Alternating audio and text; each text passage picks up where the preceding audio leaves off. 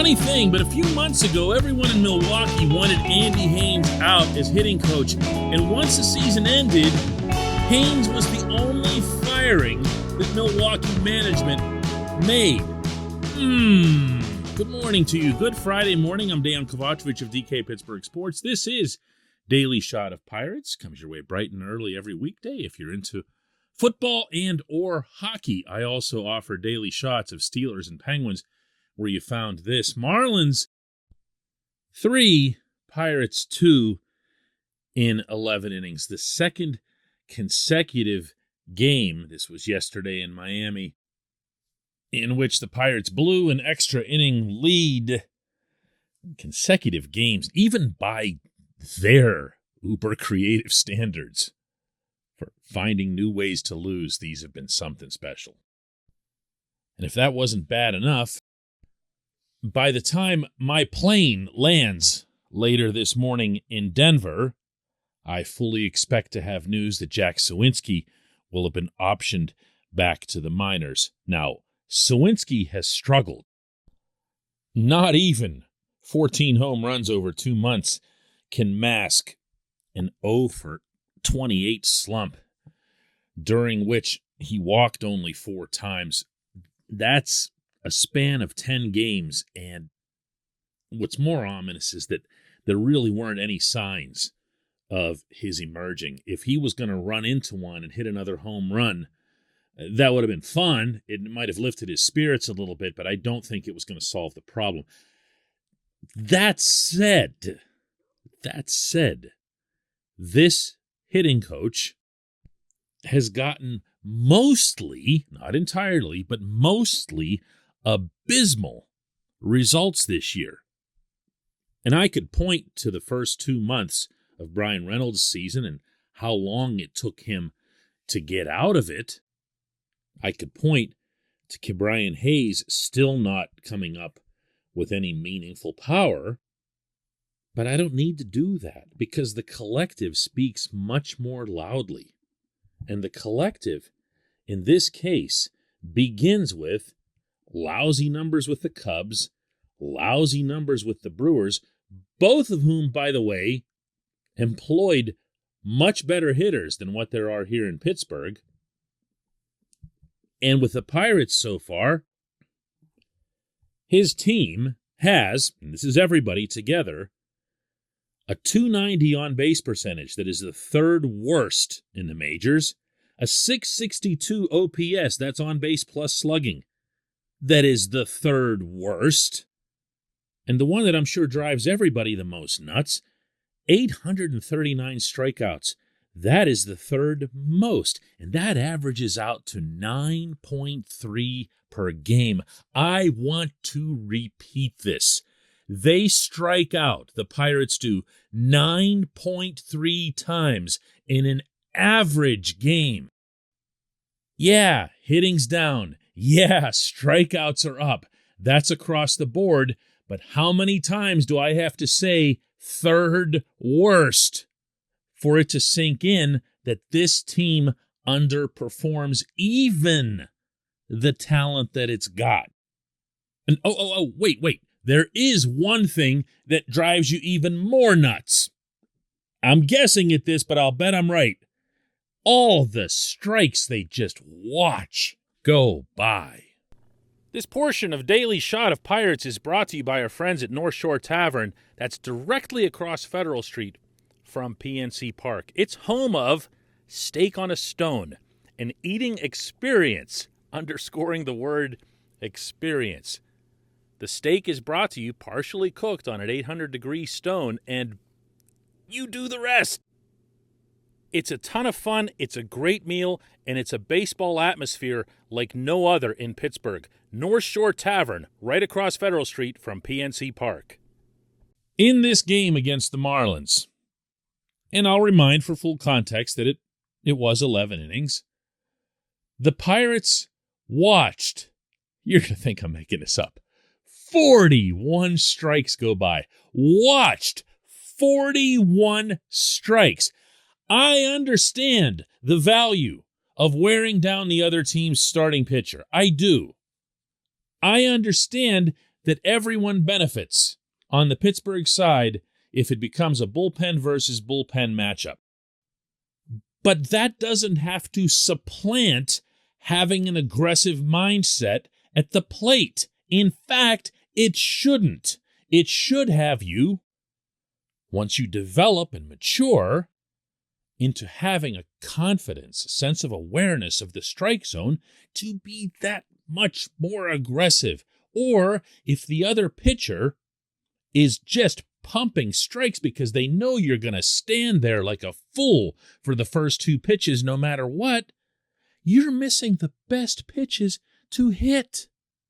No one in the history of organized baseball, going back to Abner Doubleday's nephews, would argue that the best pitches to hit in most at-bats are the first one. At the latest, the first 2. After that, you're going to start getting nibbled. This was Derek Shelton's response yesterday in Miami when it was brought up to him that his batters had looked at 41 called strikes. Yeah, I mean, I would have to go back and look to actually, that number seems high. I would have to go back and watch. It didn't seem that high watching the game, so I don't know if, I think you have to give credit to their pitching. They executed pitches, but if it was that many, then yeah, we probably need to be a little more aggressive. Now, I'm going to keep this fair, hopefully. I try to do that. Oscar Marin really struggled as a pitching coach for the better part of his first 3 seasons. And over the last little while, the Pirates have gotten results for the first time in his tenure out of his starters. Over the last 9 games, going back to July 7th, the Pirates starters have posted a 2.54 ERA. Did you realize that? With 41 strikeouts against 16 walks. They've been pretty good. They're getting, my God, into the 7th inning. They're even finishing the 7th innings. These are improvements. And these, when they come contiguously like this, when you see Mitch Keller pitch well one night, JT Brubaker pitch well the next day, Zach Thompson yesterday against his old team, the Marlins, when you see it coming in a roll, you absolutely have to credit the common denominator. That is Marin. Good for him. I don't have an axe to grind with the guy. I'm right here telling you, I think he's done well lately. Good for him. Good for him. What's Haines done? What's Haines done other than drive this team's offensive numbers downward from where they were under Rick Eckstein? And that seemed inconceivable at the time Eckstein was fired. Maybe, just maybe, the Cubs and the Brewers knew something. When we come back, J1Q.